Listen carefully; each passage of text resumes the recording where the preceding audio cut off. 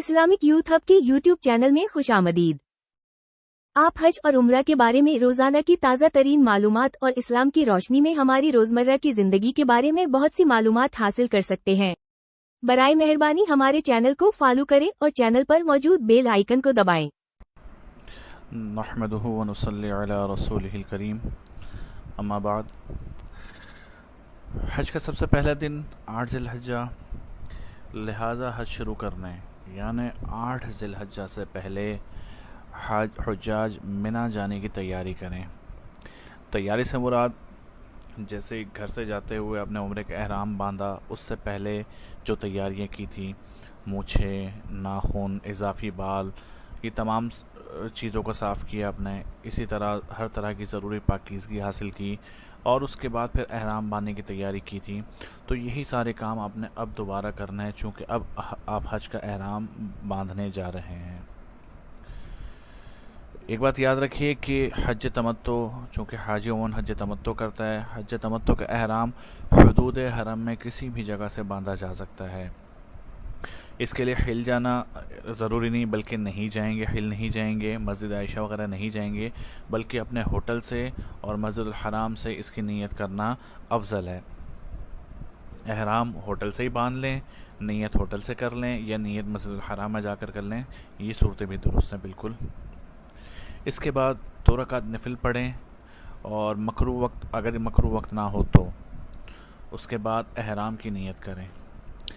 एहराम की नीयत हज की नीयत होगी किस तरह से कि अल्लाह, मैं आपकी रज़ा के लिए हज का इरादा करता हूँ, आप इसको मेरे लिए आसान फरमाइए और कबूल फरमाइए।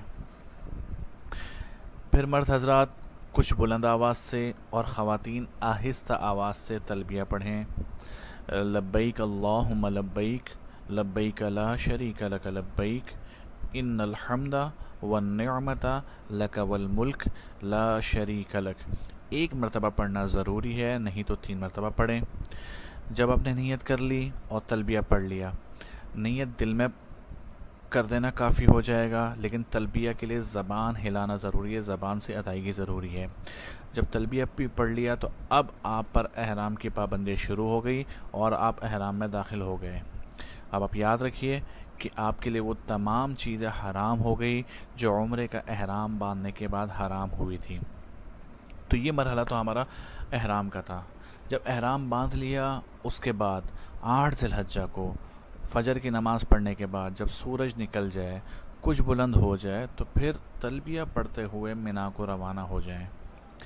यहाँ एक बात याद रखिए कि आजकल रश की वजह से मुअल्लिमीन 7 ज़िलहज्जा ही होटल से आपको ले जाते हैं, लिहाजा उनसे उलझने की ज़रूरत नहीं, ताउन करें। इंतज़ामी मामलात है, हुज्जाज लाखों में होते हैं, तो सबको एक दिन ले जाना मुमकिन नहीं होता, तो इसलिए 7 ज़िलहज्जा को ले जाते हैं ताकि आसानी के साथ तमाम मामलात पूरे हो जाएं। तो उनसे उलझने की ज़रूरत नहीं है, कोई बात नहीं, चले जाएं, किसी तरह का कोई फ़र्क नहीं पड़ता इससे। मिना पहुंचने के बाद 8 ज़िलहज्जा की ज़ोहर, असर, मगरिब, इशा और अगले दिन की फ़जर की नमाज़, ये 5 नमाज़ें अपने औक़ात में मिना में जमात के साथ अदा कीजिए। ये मुस्तहब है इस तरह पढ़ना। तो मिना में 5 नमाज़ें पढ़ना मुस्तहब है। इन नमाज़ों के अलावा जो आपके लम्हात हैं, वहाँ फ़ुर्सत के कीमती लम्हात हैं, इसमें अल्लाह का ज़िक्र कीजिए, कुरान करीम की तिलावत कीजिए, बेकार की फ़ुज़ूल बातें और ग़ीबतों में इसको ज़ाया ना करें। जितना मौका मिले कसरत से तलबिया पढ़ते रहें। और इसके अलावा अपनी ज़िंदगी की क़ज़ा नमाज़ें पढ़ने के लिए बेहतरीन वक्त है कि फ़ारिग़ औक़ात होते हैं तो इसमें अपनी नमाज़ क़ज़ा करें। मिना में ये 5 नमाज़ें पढ़ना मुस्तहब है और रात का क़याम मसनून है। मिना में रात को ठहरना ये मसनून अमल है। अलबत्ता जो लोग मिना के करीब जिनके होटल होते हैं, वो होटल चले जाते हैं और रात होटल में गुजारते हैं, तो बिला उज़्र इस तरह जाना ये खिलाफ सुन्नत है, मकरूह काम है, इस तरह नहीं करना चाहिए। इसके अलावा एक काम और हाजी ने करना है, उमूमन हाजी इसमें गफलत करता है, वो ये कि 9 ज़िलहज्जा की फ़जर से 13 ज़िलहज्जा की असर तक हर फ़र्ज़ नमाज के बाद 1 मरतबा तकबीर तशरीक कहना वाजिब है। अलबत्ता ये तकबीर तशरीक भी मर्द हजरात कदर बुलंद आवाज़ में और ख़वातीन आहिस्ता आवाज़ से कहेंगी और ये वाजिब है, पढ़ना ज़रूरी है। طریقہ یہ ہوگا کہ ہر نماز کے بعد ایک مرتبہ تکبیر تشریق کہہ لیں، پھر تلبیہ پڑھ لیں۔ تکبیر تشریق کیا ہے؟ اللہ اکبر لا الہ الا اللہ واللہ اکبر وللہ الحمد۔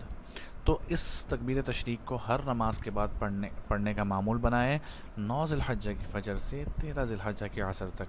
تو یہ کچھ کرنے کے کام تھے جو حج کے پہلے دن یعنی 8 ذی الحجہ، جس کو یوم الترویہ بھی کہا جاتا ہے، اس دن کرنے کے کام ہے۔ اس کے علاوہ اس دن اور کوئی کرنے کا خاص کام نہیں ہے، بس ان اوقات کو قیمتی بنائیں، زیادہ سے زیادہ عبادت کریں۔ انشاءاللہ پھر اگلی کلپ میں آپ کو 9 ذی الحجہ کے بارے میں بتایا جائے گا۔ السلام علیکم ورحمۃ اللہ وبرکاتہ۔